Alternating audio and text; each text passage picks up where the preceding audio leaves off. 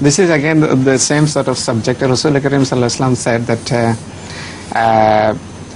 had I ordered anybody to prostrate to anybody, then I would have shared. Wife, yes, to husband. Huh? Yes. Yes. So the interpretation or tafsir of this hadith, she wants to know. I think first of all, he never said that. But he wanted ladies to be dutiful to their husbands and take care of all their requirements, etc.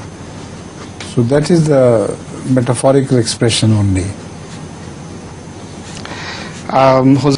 There is no time for your song today.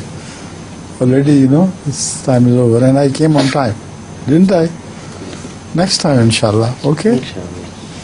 And then there is no time for your questions either, because I must go to refresh my wuzu and return to the namaz.